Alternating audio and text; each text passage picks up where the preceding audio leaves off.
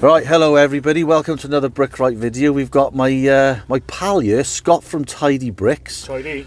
And Scott, as you know, if people who watch his videos, he's just well, it's kind of semi-retired now, Scott, aren't you? Jacked it in, it's all too hard. All too hard. So I thought I'd get Scott in the van in Uncle Bryn and have a little chat with him about his background. So we're doing this straight off the cuff now, Scott. So we haven't even really planned no, what we're going to talk we about. haven't. So basically, when did you start? When did you start your business?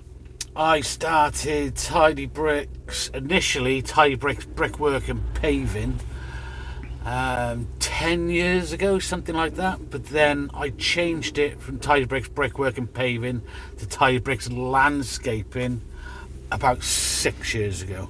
I was getting people ringing me up saying, "Oh, can you change my guttering? Can you do a bit of plumbing for me?" It's like, I gotta get rid of the building. I gotta just say it's landscaping, just so I don't get all these other people. So it's important to have an identity then, I suppose. Yeah, you gotta nail it. You gotta nail it. Otherwise, you get customers ringing you up to do things you don't do. So as much as the job is very, very rewarding, because you can turn around and you can say, "Well, I did that." That's nice. That's the best part. Yeah. That's about it. So what's happened then, mate? How so you are, then I'll put it all onto you. How do you find the day-to-day running of Tidy Bricks? Well, what's the most difficult thing? The most difficult part is the planning of everything. Getting everything to work like clockwork. In this day and age, like, nothing runs to bloody clockwork at all, is it?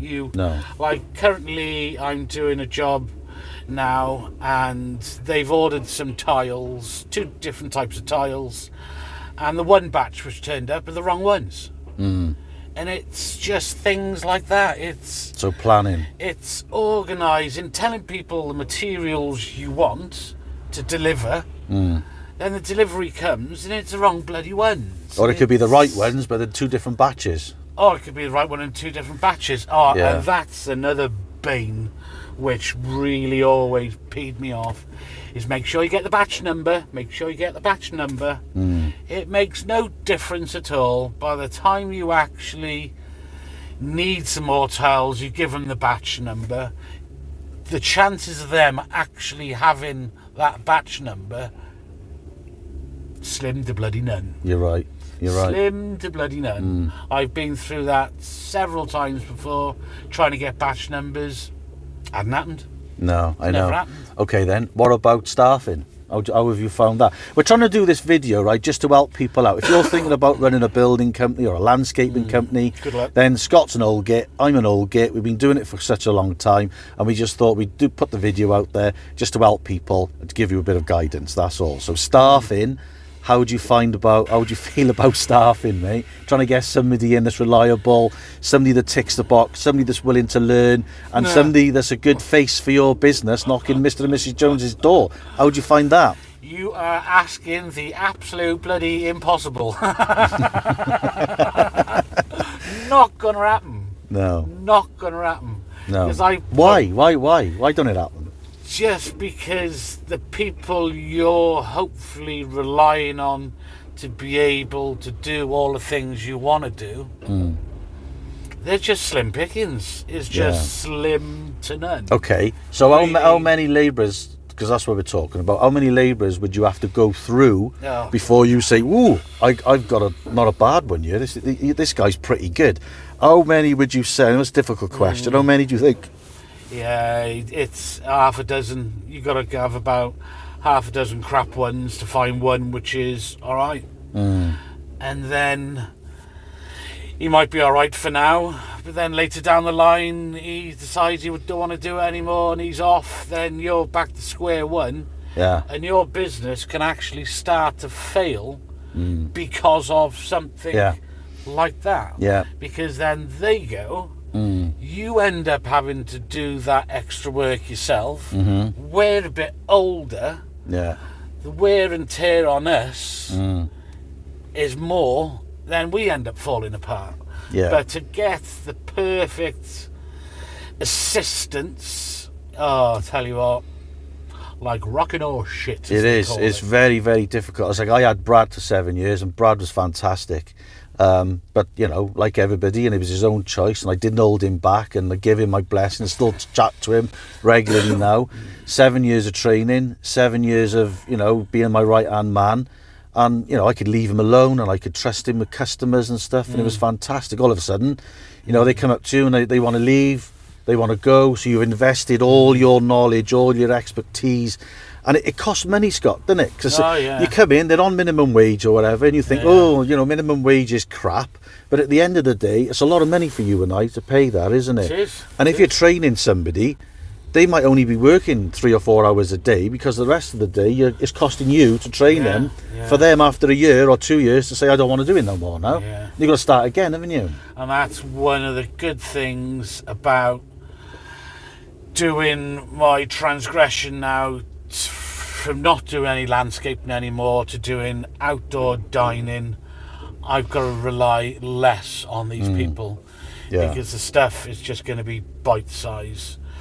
But I've had people working for me and just and like they start talking to the customers, and you're like, stop talking to the customer, stop talking to the customer. You're like, don't want him speaking to them. Yeah, freaking monkeys. You got to get that trust there, haven't you, mate? You got to get that trust, and you got to mould them into the way you want them to work, and the way you want them to speak, and everything, because they're representing you and your business at the end of the day, aren't they? Yeah. Okay, so that's a valid one then. So staffing. What about you know, like, you know, I'm looking at your Volkswagen Transporter van there now. Scott's got a nice van. We've just invested in a new van. You had the Zoe saw. You had numerous amounts of tools on your van you had to purchase. So how do you find the biggest one for everybody going out there is, how much do you find the money you're earning compared to how much wages you've got to pay yourself and your lads and your tools and everything? Was you earning enough money out of it to be able to say, over the last 10, 15 years, it's all been worth it money-wise? Absolutely never not been worth it at all in the slightest. I was somebody speaking the other day on one of my videos, and he was, I think he said he was working for Kellogg's. Right. And he was just doing menial work. Yeah. And he worked there all his life. And now he's retired, and he just bought some place, some villa somewhere abroad. Nice. And he's living the dream. And I'm trying to set up a business which I can grow, where I can live the dream later down the line. But I've done all the work, I've done all the bits, and I haven't got a bloody penny to show for it. If anything, I'm in the red. Yeah. I haven't got a bloody bean to throw at the tramp. And that's Scott being absolutely brutally honest, and I can vouch. I've never really anything. I can say the same. I mean, sometimes, you know, you get onto a job, you might have 3 days and you think, oh, I'm quids in, I'm quids in. But then you get the batch number goes wrong, or your labourer don't turn up, or the digger doesn't turn up, or Mr. and Mrs. Jones decide they want to change their mind on the job, or it starts to rain, or you got ice, or you got snow. I find personally, doing this job, there's a lot of things, and even working on site when we used to build houses and stuff, and you're a brickie in trades, we're both bricklayers, you know, the silo would be down, or your labourer wouldn't turn. It's exactly the same thing. Forklift's got a puncher. There's always be something to stop you earning that good week's wage, wouldn't there, it's mate? A trickle-down effect, they call it. Yeah. So there we are then. So that's that. But if you work for a company on the books, you're guaranteed X amount of money each week. If something happens, something breaks, like nothing to do with me, I'm on the books. Yeah. I still get paid my money. Weekends, holidays, sick pay, get all that stuff. Yeah. Work for yourself for a business. Something happens, don't get anything. No, and you've got to sort it all out, haven't you? Yeah. What about your customer base then, mate? Because I will say this, and we've been talking a little bit between us off camera when we see each other. We have a little whinge and we have a little moan because we're old and we're entitled to moan, mate, aren't we? I love a bloody good So whinge. do I, mate. We all have a whinge. But, you know, customer base, so doing your quotes and stuff like that. There are customers out there who've treated us with the absolute utmost respect, and they've said, come past, have a call in, we'll get a donut for you, have a cup of tea, and they're absolutely fantastic. And you could be mates with them. Oh, for sure. But, absolutely, definitely. But on the flip side to that, so those people are the people you want to work for. Yeah, you can't have them all the time, can you? You can't choose those types of people all the time.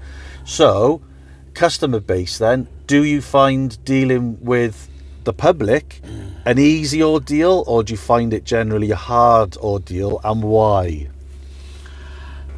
The bane I really used to hate is actually going to price up jobs. Yeah. Because the majority of the time, they're full of it. They haven't got a bloody clue what they're on about. They want this, that and the other. They don't want to pay for it. So I always used to hate going round and seeing the customer for the first time. Yeah. You know, usual crack. They're stood there talking about this, that and the other, just totally irrelevant to actually what you're doing. Just talking complete utter crap. And, I don't know, I get a bit confused now on this, but I have had lots of customers which have been really good, and I am still in contact with them, but they are few and far between. Yeah. The majority of the customers I've done work for, they've been all right. Some I haven't really liked. I've just did the old smile and nod and Smile and wave. Oh yeah, hi, yeah. Yeah. But yeah, I'm glad I don't have to press doorbells anymore and go, hi, I'm here for 5 o'clock appointment, what would you like me to do? It's very difficult, mate, isn't it? Because you know, you've done your day's work, you've done your kind of 8 o'clock till 4:30. You've gone in all the traffic, all the way up to bloody wherever you're going, half hour's trip away. You've paid your diesel. Well, there we are then. This is what I'm moving on to. You've paid your diesel. It's a free quotation, right? Because that's what we used to offer, free quotations. You pay for your time, your knowledge. It's all free. And you pay for your diesel back. So what do you feel about free quotes then, mate? I reckon I've always done free quotes. I've always done free quotes. Yeah. But you shouldn't. No, I shouldn't. And You've got to charge them. I would agree. You've got to say, sorry, it's £100, something like that. Got to be. Yeah. Because that would make me feel better. Yeah. If Well, I know there's, yeah. I get and when I actually come round to visit you, I want a cash as well. Yeah, you're confident. I want to aren't you? actually turn up to your house, and I want to see you give me £100. Right. Now you have my full attention. Attention. Yeah. I will give you everything you want. Yeah. But if I'm just turning up to Mr. and Mrs. Flippin' Jones and it doesn't go as well as I wanted, which means then I have to go back another time. Because they haven't been prepared for it. And that's free again. That's another free. That's another free. And I'm just wasting your bloody time. I've wasted so much time going round to see customers. And like, say I've gone round to see 10 customers. 8 of them have been a waste of time. Yeah. 2 of them might have been all right. Yeah. Yeah. So if I were to charge them for me turning up and measuring it out, especially now with my Mosier device, getting all that free information, going back to the office, sitting down, I want working it off all out. Yeah, I want something off it. Then you got to phone them. Then you got to run it through. Yeah. I mean, the amount of time you spend on certain jobs, you could spend with your travelling and everything. You could spend 2 or 3 hours just working out one job. Yeah. For somebody who haven't got the 20 grand that they want to put in there. But, do you know what I mean? You've wasted a whole evening of your night to write everything, especially when they say, "Oh, can you break it down for me?" Yeah, as well? I don't do that. That's a load of crap. That is. I've given up on that one. No, I won't do it. I won't do it. Would you think then? Because I know what people are going to say, especially the consumers watching it. Would you say, if you're going to charge £100 for the services of a detailed quotation, then would you then reimburse the £100 if and when you were to get the job? So you keep the £100. No, I'll keep it. You keep the £100. It's yours. Or would you then say, look, you know, if the job comes to close and we get the job and the job is ours, you then get your £100 back. Would you do that? No. No. I would have spent it on fags, booze, and curry. Too late, I've already spent it because I'm not starting the job for another X amount of months anyway, or whatever. Yeah. But no, I've priced jobs up so many times for nothing. Yeah. And I always kick myself. So I reckon what you should do: £100 cash. Then you got my attention. Yeah, I think if you don't, then with noise. You know, I've had tradespeople come to my house before. And they tend to come in, they spend 10 minutes with you, and they can't wait to get out of there, they're gone. But when I go for a quote, or when you go for a quote, and I know this from knowing you, and I know we're having a bit of a whinge and a moan, but I know that ultimately you and I have got a passion for our job. We want to do a good job, don't we? We want to do a right job. So when you go in there to quote, you want that job to be right for you, you want the job to be right for your client, and that's where you're putting into it. So in the back, in your head, you're thinking, I got to get out here, I got to get home, I want my tea. But you don't, do you? You always go that extra mile for your client. Sacrifice it. Smile and nod and keep them happy, give them everything they want at your expense. I mean, I've been all the way up to kind of Brecon, which is about 45 minutes from my house, right? Wow. And I've been up there and I phoned Dave and I've said, Dave, where are you, mate? I'm outside your house. We agreed 5:45. Oh, I'm in Aberdeen. I'm on my way back home now. And I've waited there for 40 minutes. And nobody's turned up, so I've just gone home. Oh, yeah. Instantly, you don't want to do it anymore. And you just say, why have I done that? Why have I gone 45 minutes up the road to do a quote for somebody to not turn up, tell me they are turning up, we wait another 40 minutes, and then do another 45 minutes home for Lucy, my wife, to say to me, how did it go? Well, it was a pile of crap. I didn't even get to speak to him. Well, it's 7 o'clock. What are you doing? Yeah. Do you know what I mean? Because you're like me.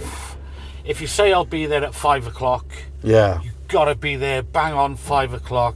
First impression. You don't want to be turning up. Oh, you said you were going to come around at 5 o'clock.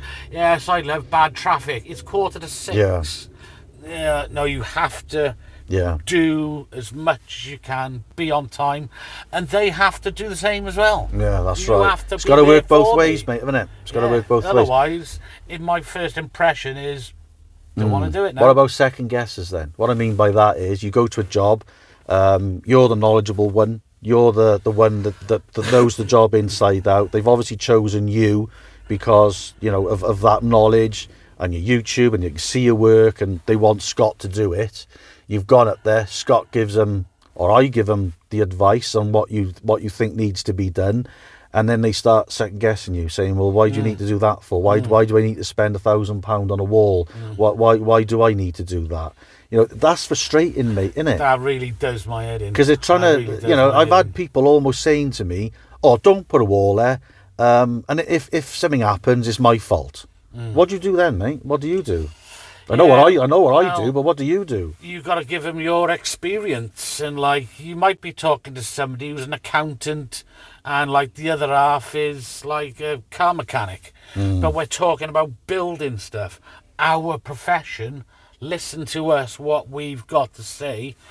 Stop interrupting and saying your bit when your bit means absolutely jack diddly squat, because it's got nothing to do with what we're on about. Frustrating, mate. You have to use the experience of the person coming round who's trying to help you. Trying to do it the correct way, because otherwise, and that's what it is. Especially if we do it their way and we're filming it. Yeah. And people start going, "Why did you do that? Why did you do that?" Oh, because the customer said do that. Yeah. Then you got all the comments saying, "Well, you're doing it bloody wrong." Yeah. I've customer wanted it done this way. I've walked away. I've actually refused to do stuff because they want me to do it their way, and I will not do it because I know it's defective. Yeah. And then, but the thing is, if you did it their way and it was defective, who are they going to phone if it falls down? Yeah, that's right, yeah. Well, they're going to phone you, aren't they? Yeah, and that conversation they had of saying, it's on me if it falls down, is no longer there, is it? Actually, I got a classic one. Several years ago, I was building a wall for a customer, which was really highly elevated, open to the elements, to the wind. And she was insistent she wanted brick pillars, fence, brick pillar, fence, brick pillar, fence. And I was saying, I don't think it's a good idea having brick pillars. You really need to have posts because it's really windy up here. And at least with posts, it can flex a little bit. Mm-hmm. So she was adamant, no, I don't want that. I want brick pillars. All right, okay. So I did substantial brick pillars, 2 bricks wide, 9-inch. Yeah. About 8 of those. A week later, we had some really bad wind, and the whole lot blew down. Nice. Lovely. And she rings me and she sends me a photo then with a wall and everything all on the floor. Mm. And I said to her from the start, you shouldn't have brick pillars up here because it's really elevated, and for the wind hit it and it all fell down. Yeah. And she's like, I said, well, I did tell you. Yeah. But she didn't want to listen. She's like, no, I want it my way. Yeah. So I think, considering we've been talking about the customer side of it for such a long time, it's a massive side to it, isn't it? Oh, yeah. But moving on a little bit, right, we could talk a long time about customers. And, for any potential customers watching, there's good and bad. But, for any potential of you guys watching that want me or Scott to do work for you, you've got to understand it's a trust and it's a relationship that has to work both ways. And if you're not prepared for it to work both ways, then I don't want to do it. It's going to be hard, isn't it? Yeah, it's going to be difficult. Yeah. Okay, what about the running of the business then? How have you, over the years, for these people who are thinking of starting up their businesses, the accountancy, the bookkeeping, the writing of the quotes, and all the paperwork side of it? How have you managed with that, and what do you think about that? I've been shit at all of that. At least you're honest. I have been shit at all of that, I must admit. Not the sharpest pencil in the box. I can forget something so easily, and that one thing then completely screws me over later down the line. And it's actually quite difficult to run a business because you've got to have so much knowledge about the tax stuff and how things actually work for you to have in your noggin to move forward. I've always just been good at making things look pretty. Right. The paperwork side of it, absolute arse. So have you had an accountant? I have had an accountant. Right. And sometimes I'm chatting to the accountant, they're waffling away to me, and it's just going one ear, straight out the other. I can't even retain half the flipping stuff. It's just... It's difficult, isn't it? It's too much information. Even when I first started... Right, when you start a business off, right, do you go sole trader or do you go limited? Yep. I heard that it was easier to go bankrupt if you're limited. It was like... Because they don't come after your house. Yeah, and so I was like, all right, I'll do that one then. Just that one mistake has screwed me so much down the line, especially when that bloody COVID hit and stuff. Loads of my mates, which were sole traders, self-employed, they were getting like checks for $8,000, to look after you whilst the COVID thing was happening and nobody could work. Limited company. Nothing for you lot. It's all about dividends and stuff with limited, isn't it? And I only found out recently by speaking to an electrician that limited is good if you've got a high turnover. Yeah. I didn't know none of that. No. I just it was easy to go bankrupt. It was limited. Yeah. All right, I'll do that one. So all that information I never knew at the time on how to run a business. That first mistake screwed me so much. Already, all the way down the line, screwed. I mean, for me, just from one small mistake, by not that's all it needs, though, isn't it? How a business runs. But for me, I've always tended to have 1 or 2 or 3 of us then on the payroll, including myself. So you got to pay people. You got to deal with their tax, their national insurance. You got to pay for that. You got to send them pay slips every week. You got to pay them paternity pay. You got to pay them sick pay. You got to do all that kind of stuff. You got to pay your tax on time. You got to put money away in a separate savings account to be able to pay for your tax. Now we've gone VAT registered. I didn't have a clue about VAT registration. Now I got to put that to one side as well on top of the tax. So, you know, it's another area that if you're going in and you can do pretty stuff like Scott does, you know, you can do the work like Scott can do, and you're organised and you're comfortable in doing it. But you have to know all the paperwork bollocks behind it. You've still got to be able to know some kind, or you pay somebody else, a bookkeeper or an accountant, to do the whole lot for you. But then you've got to be able to afford the money to be able to pay him, because it ain't cheap, mate, is it? I would not know where to start. I really would not know where to start if I wanted to get somebody to work on the books or to get a subby. Yeah. It's like, so what paperwork have I got to give this frigging fella then? How I don't know. Yeah. Just make things look pretty, the rest of it and shit. And you know, when you're VAT registered, you've got to keep your invoices for everything. You've got to keep all your invoices. Every 3 months you down the accountants with all your invoices. I lose half my bloody invoices and half my receipts. I just lose so much stuff. It's another hassle, to be honest.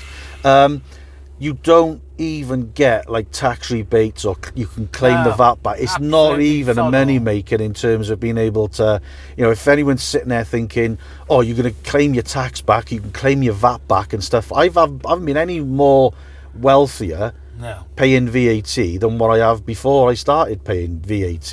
In fact, I'm shitting myself thinking, have I got enough money put to one side to pay the tax, the VAT, the boys, everything? I've got my corporation tax bill now to come in. I haven't got it. I think it was like 1,800 quid. All right, so moving on then. So in a nutshell, I suppose the way we're portraying this is, if anybody's starting out there to run their own business, don't bother. Go and work for Kellogg's and jack it all up your arse. But at the end of the day, we've done it.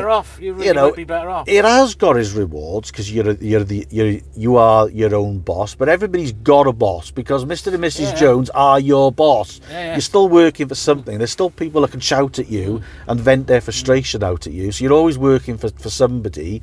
But I honestly think that for the work we do and for the effort we put in and the skill set that we put into it and the skill set that you're always trying to improve on, and the tools you're trying to get better, the blade, all these things attached to running the business, it's easy for me to say because I'm sat here, but I honestly don't think that we get enough money and we get paid for it enough, because my mate said to me, Nigel's probably going to be watching this, so Nigel. You know, Nigel said to me, he went for a quote on Saturday, and he said, I got him a job with a doctor friend of ours, right, a consultant, and he put his labour in, which was £200 a day for each of them, 2 trades, to go in and fix stuff in his house, right? So we went in, gave him the bill, and I can't remember what the bill was, but he had the bill at the end, and he went, all right, okay, and Nigel said, oh, that's each, mind. And the doctor said to him, each? What do you mean that's each? That's each. He said, I thought that was all together. Right? But what you've got to realise is, as a consultant, you sat there and you go in, pay a private healthcare. You pay 150 quid, £200 for an hour to see a consultant. But if you ask for £200 a day, somebody's questioning you and going, what?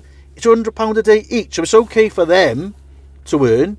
And you might say a consultant's had to go to university, he's had to do this. And yeah, absolutely, you can't take that away from it. But the intensity of what you've got to do, and me and Scott are trying to portray here now, the intensity of what you've got to do to be successful of every component in this job, really, you should go to university for it, mate, because it's a lot, isn't it? So much. If you get one element of that wrong, element of that wrong, you've screwed up, haven't you? Yeah. You've screwed it. Yeah. So it's really difficult. It really is bloody difficult. It is, mate. It is. You've got to have so much knowledge about how to run businesses and taxes and payments and all that already in your head. Then you've got to find the right customer you can actually work with, where you can actually earn some money.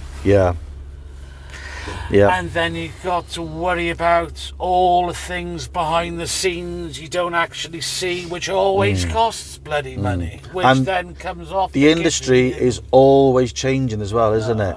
You know, the fashion changes, products change. 10 years ago, we were laying, as landscapers, we were laying Indian sandstone everywhere. All of a sudden, people said, can you lay porcelain? And I said, no, we don't do porcelain. All of a sudden, so many people were asking me for porcelain. I thought, shit, we better start doing porcelain.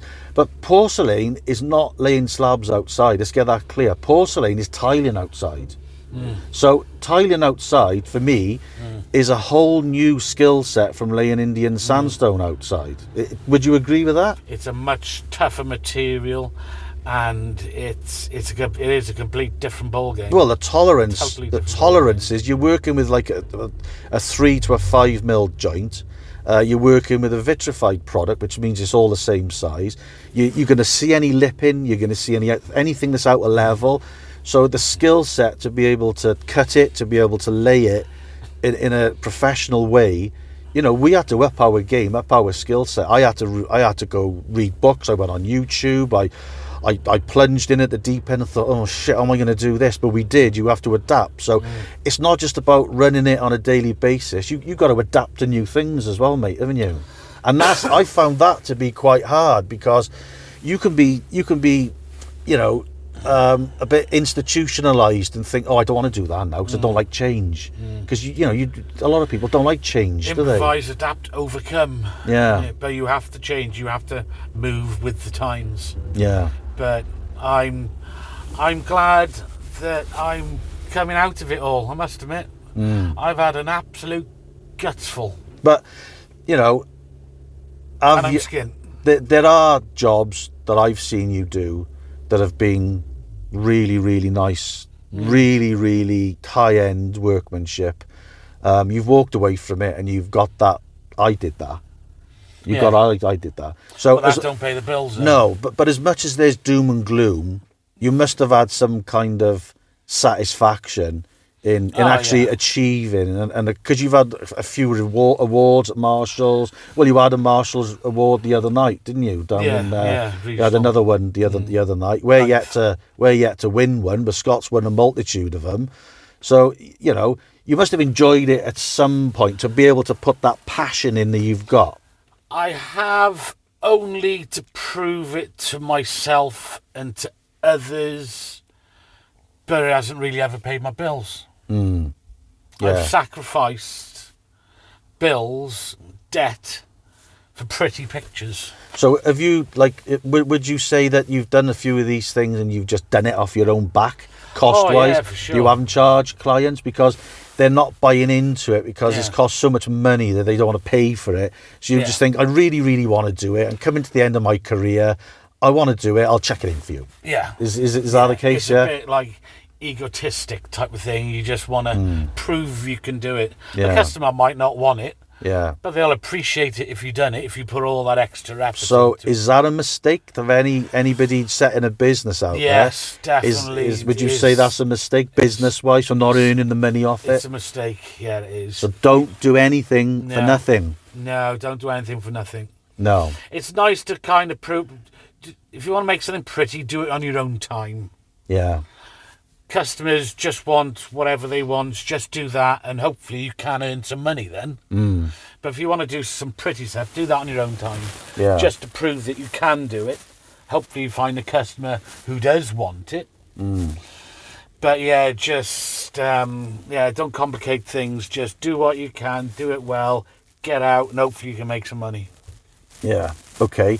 So lastly then, Scott, what would your advice, putting you on the spot now, because we have just off the cuff, what would your advice be for any budding landscapers thinking to themselves, right, I'm going to start my own landscaping company, I'm going to get a van, they're doing what you did 30 years ago or whatever, and they're going to start out. What would you say to those people starting out now? What would your advice be to them? Good bloody luck. Good luck with that.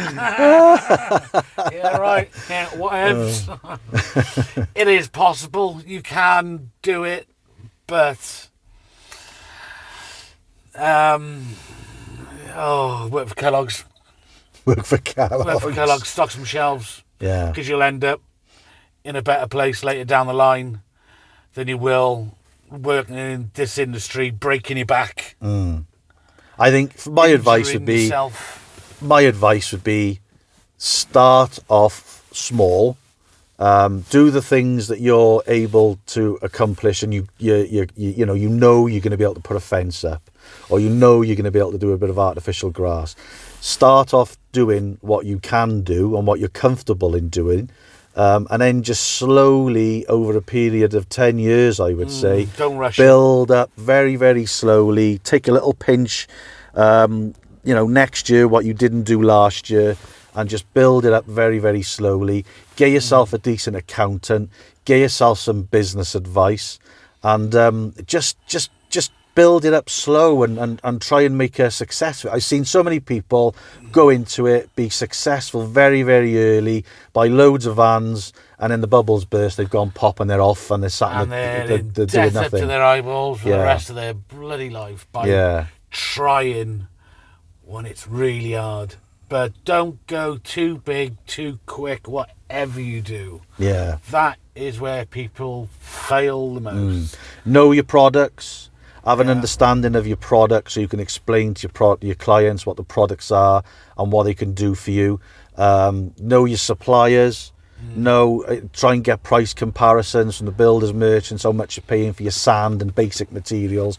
Get those prices fixed for your builders, merchants. And hopefully you pick the right customers as well. Yeah, I say this to a lot of customers, I tell them the truth.